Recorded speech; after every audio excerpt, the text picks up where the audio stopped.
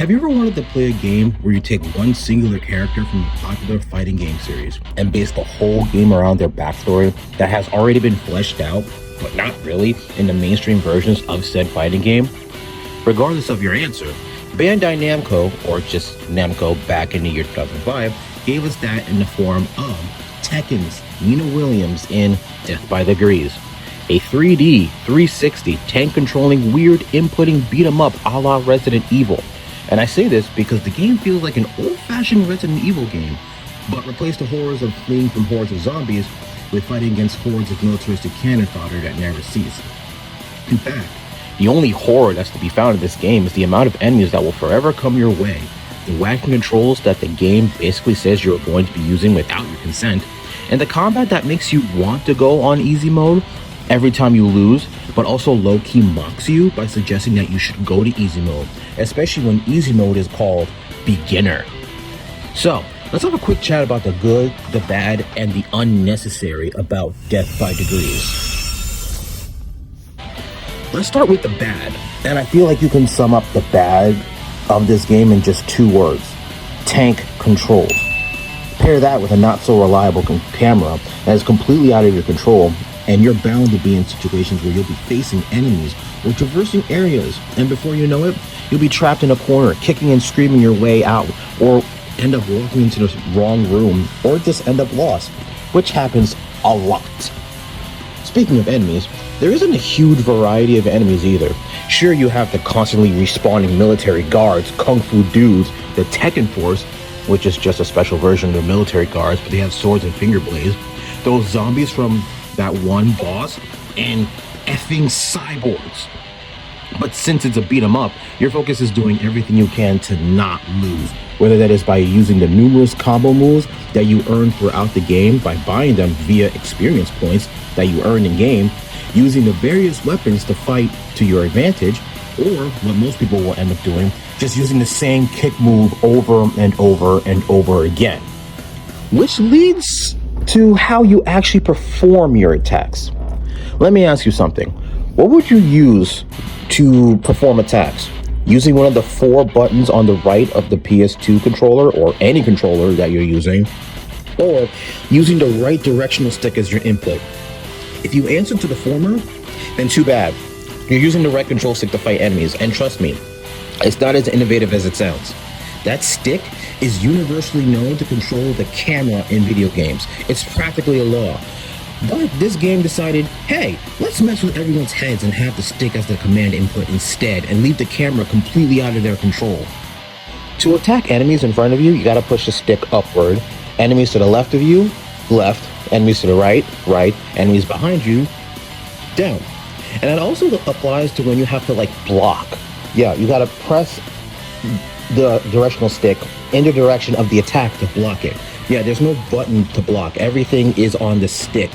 That also applies to weapons. You have to hold down, actually no, before even that, you have to press the D-pad to switch to your weapons, hold down the L1 button, and then use the directional stick to use weapons. And I'm sorry, but that's not a good idea. It's frustrating. And what makes it even more frustrating is that you can't change it to the 4 buttons in the options menu. In your options, you are tailored to that stick no matter what set of options that you change it to.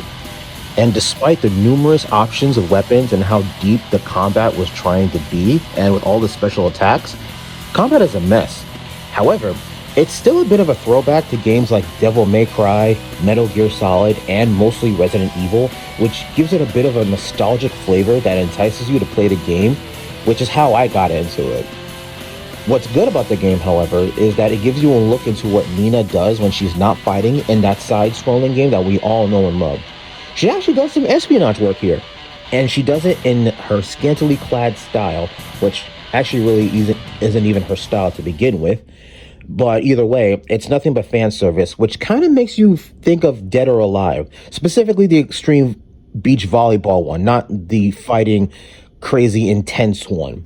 And unlike the basic enemies, the bosses are both infuriating and interesting. We go from a pink-haired dude with guns, and in this fight forces you to use the dodge mechanic, which is also equally frustrating, a fan-wielding woman who uses pheromones to mess with your head, a trilingual katana-wielding Hispanic stereotype, and Heihachi Mishima, which is a bonus boss, so you have to do a whole bunch of stuff to fight him. And they had to make him a boss, because I'm pretty sure by the third boss, you've forgotten this game had a connection to the Tekken series, which as much as it would like to have a connection, the game has been officially dubbed non-canonical, meaning that this whole story never needed to happen. I see what they were trying to do though, but the fan service is a tad bit unnecessary. Yes, Nina is a super spy who is trained to operate effectively under any circumstance, but the game tried to portray that via her torn-up clothes rather than her actual fighting capabilities.